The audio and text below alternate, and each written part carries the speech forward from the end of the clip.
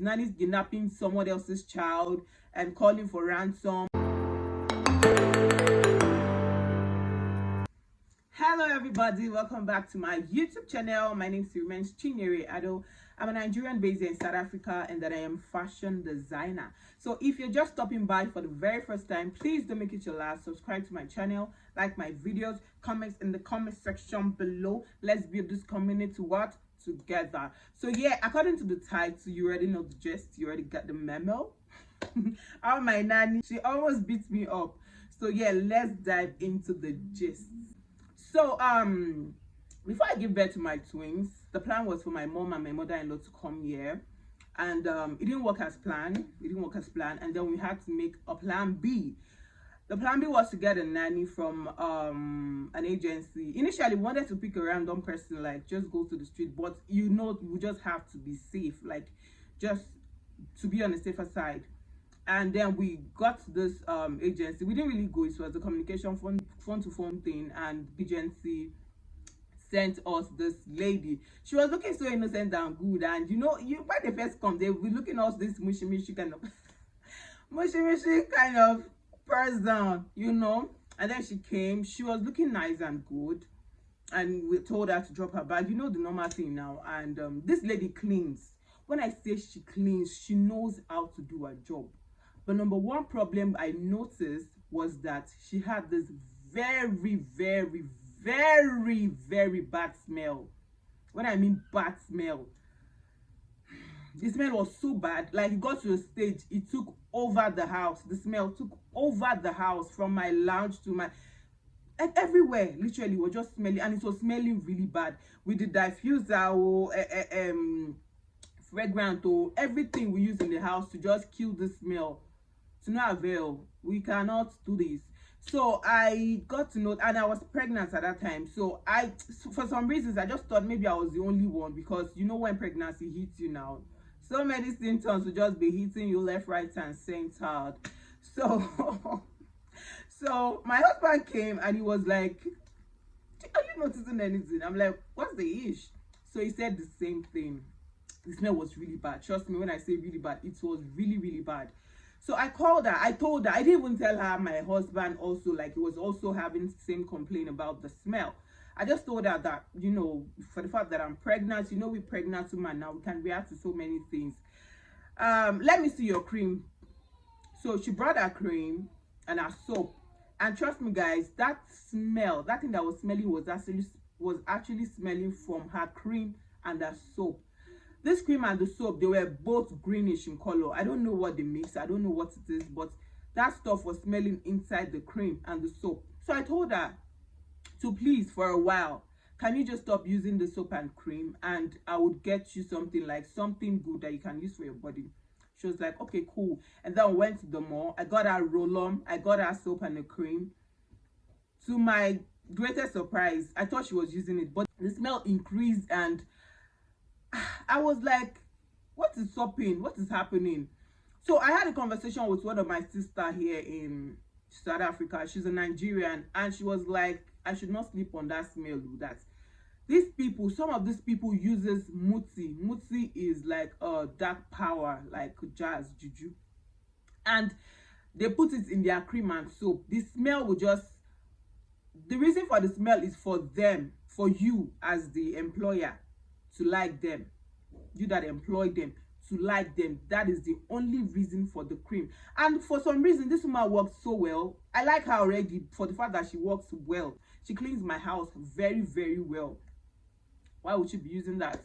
So I didn't really digest that, and they told me that people that come from their side, that they are husband snatchers, they snatch husband, people's husband. So I said all those things, and me initially I was even so skeptical. I was so conscious of picking somebody from outside. That was why we had to use an agency in case of any, you know, anything. I would just have to, because I've heard a lot about nannies kidnapping someone else's child and calling for ransom. Even like, I've heard a lot about nannies, and it's really, like, really scary, and I don't want to be in such situation. So I bought her the cream. This woman was not using the cream, and like she was not using any of these things. That one is another issue on its own. The other issue I had with this woman was that in my house, not even in my house, I don't know who allows somebody to go to their kitchen. A kitchen is more than a kitchen for we women. Like, somebody cannot just walk to your kitchen and dish food. I don't know how to explain this, but it's not just proper. Like, it's not normal. Even when I was in Nigeria, whenever I go to my elder sister's house, I don't just go to her kitchen. I'll always ask for permission. It's just normal. You just don't go to somebody's kitchen. And if you want to go, at least ask for permission. You get? So whenever I cook this food, I asked her initially, do you eat Nigerian food? She said yes, she does. That she worked for Nigerian before and she's okay with our food. I said, okay, cool. Like, it is also going to benefit me, because it's not as if I'm going to be cooking and she's going to be cooking. But whenever you want to take food, whenever you want to eat, please let me know. I'll dish for you. That was just it. I remember cooking the first food. I cooked ogbono, a native soup. And I asked her if she had tried this soup before. She was like, nope. I'm like, okay, but you've eaten already. Okay, next time I'm going to give you the soup so you can try it. And then I did just little portion for my daughter, because she was sleeping as at that time. She was sleeping, and I just dished out our soup and I kept the soup. And then when she woke up in the evening, like late time, I told her I was looking for the soup. I brought the pap, and then I was looking for the soup, semo pap. And I was looking for the soup, and I'm like, where is the soup? And I called madam. I'm like, the soup, where is the soup? And she was like, I licked the soup and I ate the meat. And I'm like, I don't understand. Then it was even very funny. I was even laughing at this soup. Why will you lick my daughter's soup? And she was like, she didn't know that. She thought I left it. I'm like, I told you that I was going to give you this food to try tomorrow, like any other day, because you've already eaten. This food is for my daughter. She even saw the pap, the small pap that I left for her. And I'm like, okay, please. I reminded her again, if you want to take food, do not go to my pot. I make this food. And for the fact that I made this food, this is my house, I have at least well, authority now. I have the authority to tell you what and what not to do. So she was like, okay. And just the next day, guys, just the next day, I brought out chicken, and then I boiled. I wanted to make stew with it, and I kept it. After boiling, I could not just make the stew. I said I was going to make it the next day, and then I kept it. And I went back to the pot and realized that these meats have changed highs. Somebody have touched it. And then I called madam again. I'm like, yo, what's up? And she was like, she took few pieces.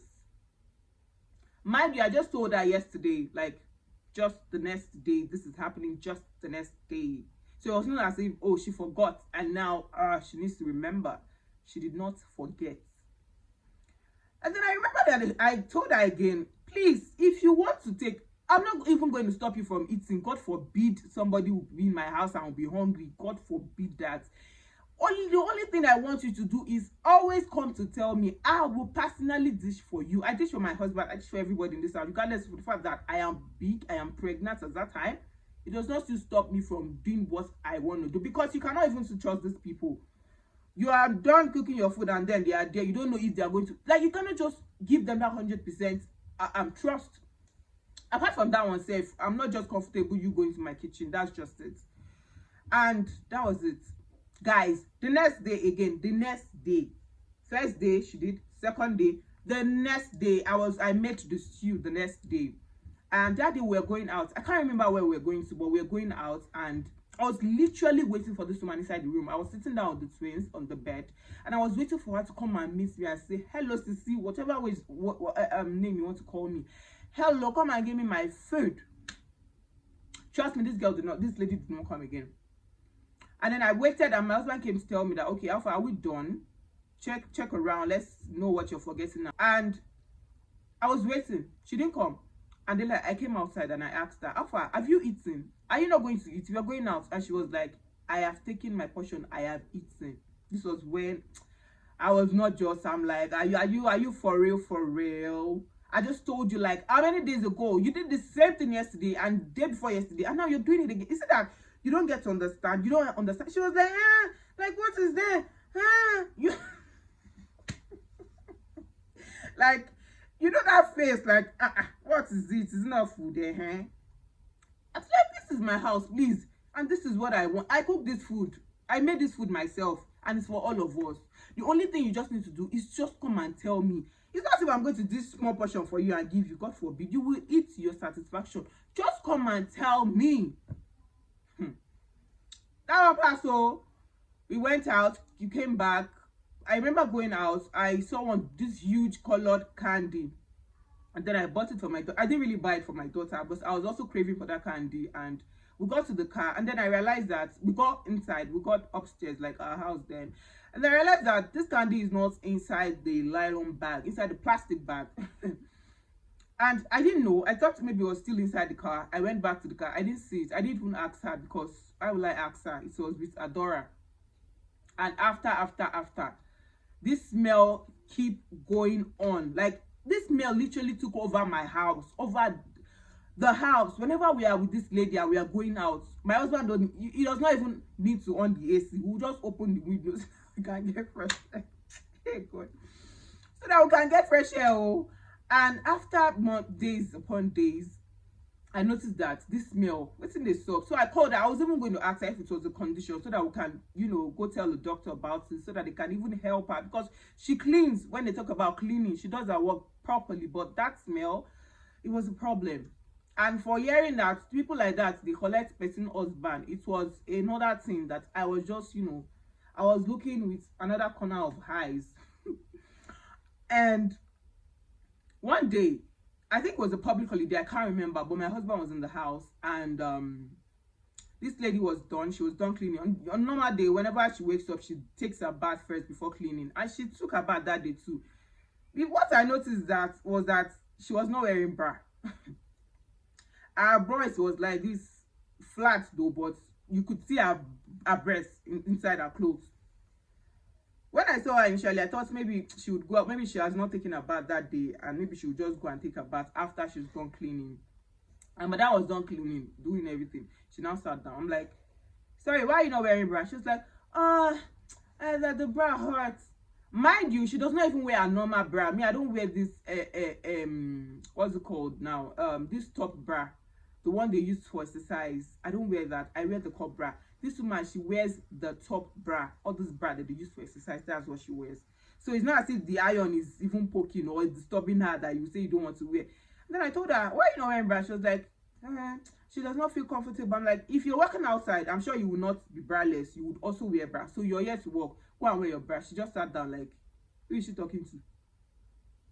And I'm like, I'm talking to you. Go and put on your bra. She wanted to continue giving me the same story. And I'm like, see, stand up and go and wear your bra. Thank you not to see anything again. And then she stood up. In my mind, I'm like, okay, now so you want to collect husband. Because I've heard a lot about those people from wherever she came from. I don't want to mention the name, but I've heard a lot about them. And I'm like, okay. This smell kept on, and I noticed one day she was going for a weekend. On the norm, I don't used to check their bag for some reasons. I don't know. I just feel that you're matured enough. Checking your bag is just as if I'm kind of disrespecting you, and my own too much. I know. So she was going that weekend, and I called her. Before she didn't want to go for the weekend. She was like, she does not want to go. These people domestic workers, they are always waiting for the weekend so that they can go and spend time with their family. But this one is saying that she does not want to go. Reasons I do not know. So I told her, I said, don't worry, at least let me even enjoy fresh air now. What's happen? I will give you transport. She was like, she does not have a transport. I said, I'll give you transport. Go for the weekend, all right? She was like, okay. After, she brought out her bags that she was going. And something just told me, Chichi, check this woman's bag. Then I was like, okay, bring your bag, let me see. And then I checked her bag. Lo and behold, the roll-on, the soap, the cream I bought for this woman was not inside the bag. That means she was not even using the soap and the cream and the roll-on I bought for her. She was still using her soap and her cream. And then I asked why. And she was like, her skin, it will react to her skin. What I bought for her was actually Vaseline. We uses Dove soap here. And roll-on, the lemon, I can't even remember the name, but it was the roll-on I used, that was what I bought for her. Then I asked why, and she was like, skin, I'm like, these things, they don't damage skin. This is what I use. I'm fair like you because she's fair. These are very good for the skin. And I've been complaining about smell in this house, and I told you why I don't want you to use this soap and cream again, so that I can even get my house was smelling. I'm not even joking, I'm not lying about this, guys. My house was smelling so bad that every time I want to come outside to get fresh air, then I get inside the house. And now you are saying you're not even going for the weekend day where I go take collect fresh hair. And that was when I'm like, okay, no problem. And before this very day, I had a very, very terrible dream. A very funny and a terrible one. I don't want to talk about the dream, but it just kind of opened my eyes to what she actually came to the house to do. It opened my eyes to what she came to my house to do. And I just had to be vigilant. And already I just kind of zeroed my mind. I'm like, this one, you're done staying here. When that weekend come, you go carry your bag by yourself, and I'll call you not to come. That was just my plan. I didn't even want to go left, right, center about it. And when that weekend actually came, she was saying she does not want to go. That was when she said she does not want to go. So I told her, I gave her money. The sweets that I was looking for, the candy sweets that I was looking for, was inside a bag. Some snacks for Adora was inside a bag. And then when I asked, what are these things doing here? She was like, oh, she was going to give them to me. You that you already packed your things that you're going to the house. When did you want to give them to me? I'm like, okay, cool. Just take everything. Don't worry. Go. You will get back to me. I might call you to come back, and I might not call you. Just get the memo. And she was like, actually, don't worry that when she's coming the next time, she's going to bring the cream, the roller and the soap. I'm like, don't worry. Don't say about my one next time. Just go first. Just go. And then she left. I called my agency. I'm like, please, I need somebody else. See.